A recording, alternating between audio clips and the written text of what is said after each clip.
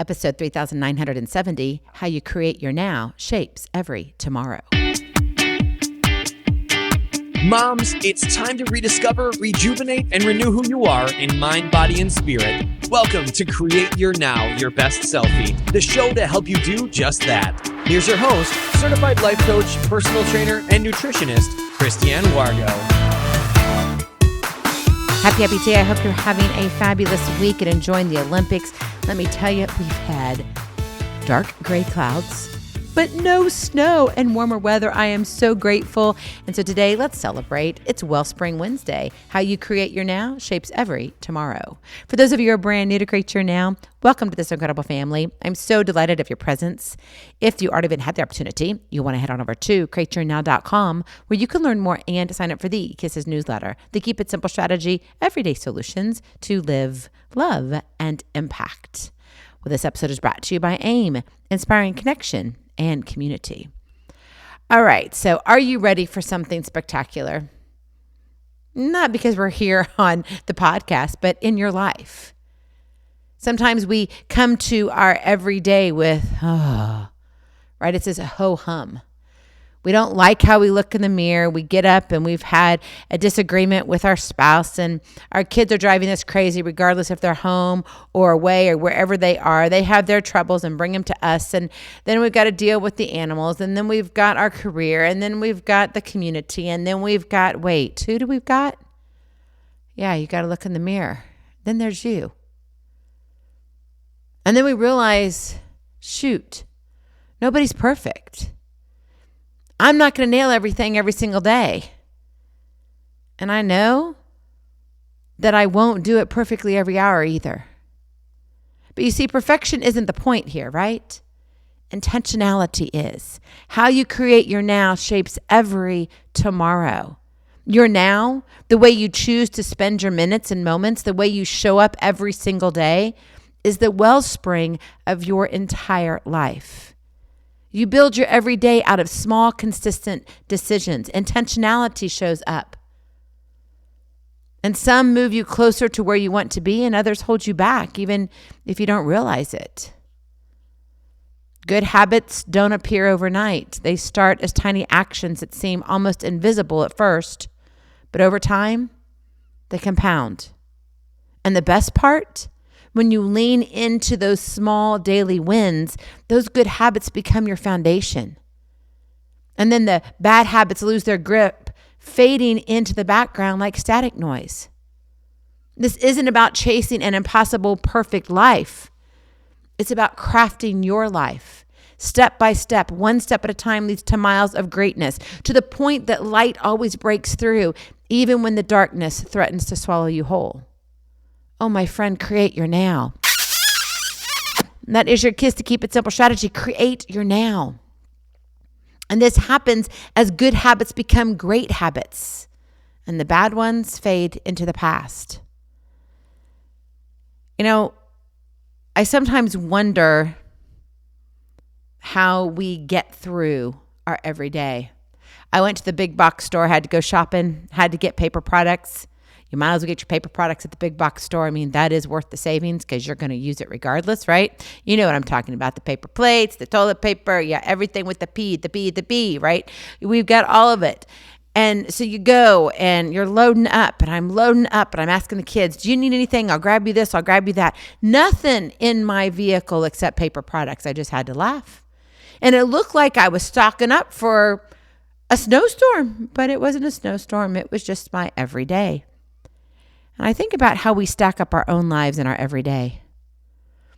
Are we going out and buying all the things, getting all the things that we think is going to get us where we want to go, and leaving out what really matters, where God has us going?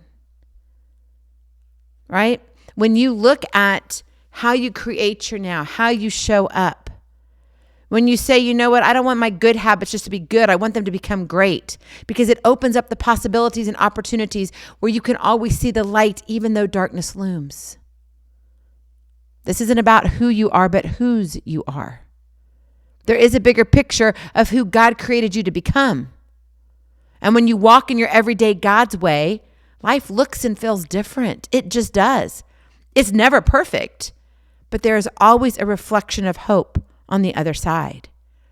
I mean, imagine this, that you could look in the mirror, and even though life is crumbling down around you, whatever that circumstance is, okay, that situation, it could be anything, and it could be minute, in comparison to some things maybe that have happened, right? Maybe dealing with a medical diagnosis versus handling a situation at school with your child, okay? They're not necessarily life and death, but they still can be troublesome on different levels. And it's not saying one's worse than the other, but it's still something you have to deal with, right? And so whatever that circumstance is, whatever that situation is, wouldn't it be amazing that you could look in the mirror every single morning and love your reflection, not because of who you are, but because of whose you are? It's the wellspring. And as we begin to look at the wellspring of your life, what can you do to build simple, intentional actions into your everyday? What does that look like? How do you begin your day? Number one, own your morning start. How you begin your day isn't just how you wake up. How you begin your day sets the tone for every single thing afterward. So maybe taking those 5 minutes early, getting up, even though you're like, I would rather snooze. No. Don't do that. Get up. Maybe it's your time to stretch, to breathe, to journal, to study God's word. All of that beats scrolling on your phone first thing. I mean, think about it right now. Be honest. I'm looking. I see you. I can. And I'm guilty too. We grab our phone and immediately we look at what? The notifications. What if God was the first person that you said good morning to every day? What if you looked and read a Bible verse every single morning? First thing. How would that change the way you show up in your own home, in your marriage, in your relationships at work, in your communication with your kids, when you're cooking the dinner and dealing with the dinner dishes and dogs? I mean, it's crazy, isn't it? But it doesn't have to be if you do it with God. Let all that craziness go, the scrolling on your phone, seeing the notifications, that can wait. You don't have to look and see what's on the latest and breaking news. I'm all about the Olympics. I'm all about supporting and praying for people. But you know what? You got to take care of who you are so you can lead and serve with a full cup. And sometimes we are more serving with a broken heart than we are a full cup. And that doesn't get us very far. This is your chance to decide how you want to show up. Am I stepping into intentionality, or am I handing it over to distractions? You decide. Own your morning start. Number 2, make one choice with purpose. Each hour, okay, and if you're up, let's say 14, 16 hours, that means you get 14 to 16 choices, right? Deliberate choices, on purpose choices. What choice right now moves me forward? Maybe it's replying to that email. Maybe you've been kind of dancing with other things like, I really need to get to that, but yeah, I've just been putting it off. Maybe it's stepping away from distractions to focus. Maybe it's drinking a glass of water instead of grabbing junk food. Maybe it's going upstairs in your house and getting on the treadmill for 10 minutes only. Why? Because you're home and you can. Imagine if you did that only twice in a day. That's 20 minutes of exercise. Whoop, whoop. And yet you said you couldn't do anything in the morning. Doesn't have to be in the morning. You're just making one choice with purpose every single hour. What is it? Maybe it's sending a text to your husband that says, "Hun, just wanted you to know, I was thinking about you." Send a little heart emoji. That's it. Send. These small purposeful choices build mental muscle. It works your brain in the most positive way. You gain momentum. Your heart, you're alive, right? Feels good. Your results reflect your intentional actions. It's positive. Positively purposeful. And finally, number 3, reflect and adjust nightly. Don't sleep on reflection. It's a secret weapon most miss. Spend a couple of minutes reviewing your day. What worked? What didn't? What do you need to let go from tomorrow? What do you need to say no to, in other words?